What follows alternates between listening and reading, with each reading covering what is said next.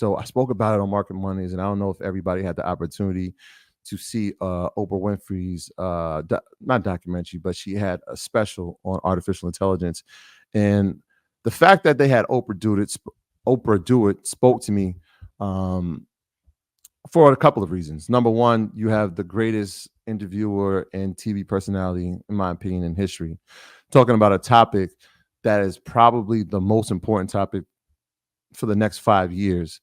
And so to have somebody who was unfamiliar with it, which she talks about in the beginning of the segment, to now have experts in the field break it down in layman terms means that number one, they want the US population to understand what's happening, what's taking place, how important it is.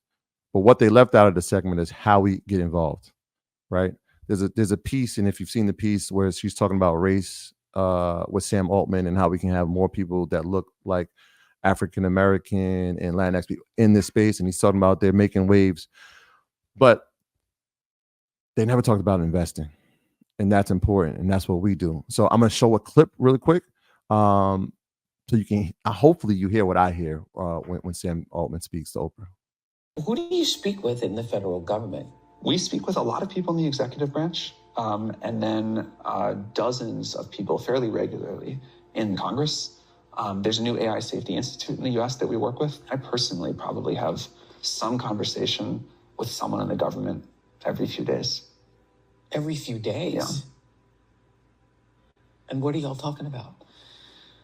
What the US needs to do to lead here, how we're going to build enough data centers, how we're going to deal with chips and where those chips are produced and make sure that geopolitically we have a good strategy there, how to think about safety for AI and how the government should test it, how to think about collaboration with other governments, what the economic impact of this is going to look like, how the government should be using this, all that.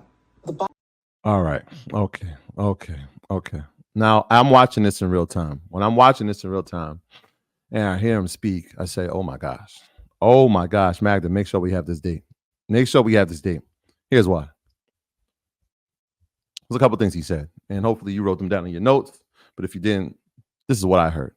Number one, he says he's talking to the federal government almost 3 times a week, right? Like he's been subpoenaed to speak in front of Congress, but he's talking to them regularly. Why? Number one, they know his importance inside the space. They know the technology that he possesses, and they know the role that he has in the future. Later on in the interview, they talk about him being maybe the most dangerous person on the planet because of the technology that he has and how they need to protect him from outside interference. So that's number one, right? What are we doing to lead? So when we talk about lead in terms of technology, it really comes down to 2 countries, and that's the United States and that's China. How do we stay ahead of China? Well, the first thing he says is how we're going to build more data centers. And this is something that we've been saying over and over again. And I'm thinking to myself, okay, Nvidia, when they talk about its revenue growth, they're talking about inside of data centers. We just saw Broadcom talked about data centers. Sam Altman is now saying, when he's talking to the government, the things that he is saying is, number one, how do we keep the lead? I'm sure they're going to agree on that. How do we build more data centers, which means that we don't have enough right now. So if we want to stay in the lead, we have to build more data centers. More data centers means more GPUs. That means more power. That means more infrastructure. That means more capital put into that space. And that means more security and more storage. That's what I heard. And when he said it, I said, I'm taking that clip and I want the world to hear it. More importantly, I want the earners to hear it. So that was the thing. Then he talked about how are we going to deal with the chips and where those chips will be produced. So we've talked about this plenty of times. Taiwan Semiconductor, we know the geopolitical factors that are happening between them, obviously in China. Our role in that, obviously they supply us, and they supply pretty much all the world with semiconductors. Having infrastructure inside the United States is paramount. This is why when they talk about the Infrastructure and Chip Act, they're talking about TSM. They're going to give them tax incentives. They're giving Intel tax incentives. You see AMD, Nvidia, all these companies, they want to make sure that we have enough chips to be produced.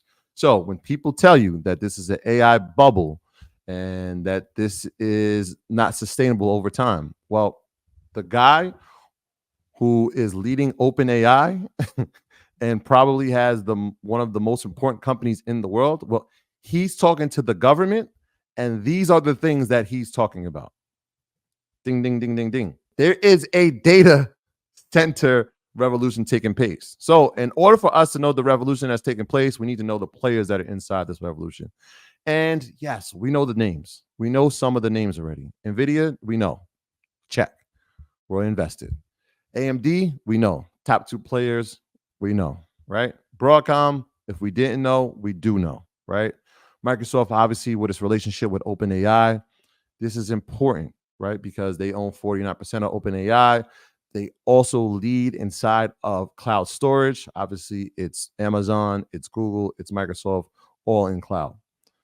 But there are some other opportunities inside of data center infrastructure and data center, I guess, the data center economy that we could be taking advantage of. And so we're going to shed some light today. We're going to put some color around it and maybe give you some opportunities that you definitely should put on your watch list for sure.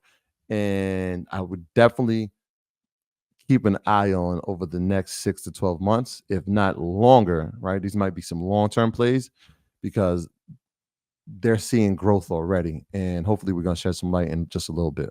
Why am I so big on data centers? Why are we talking about it tonight? Well, ladies and gentlemen, this happened on Monday. BlackRock, the largest asset management company in the world, they made a deal with Microsoft to fund a massive new AI infrastructure fund. Well, why would they do that, right? So this global AI infrastructure investment partnership will seek to raise $30 billion with a B to invest in, guess what? Magda, guess what it is? I think you know. Data centers, y'all.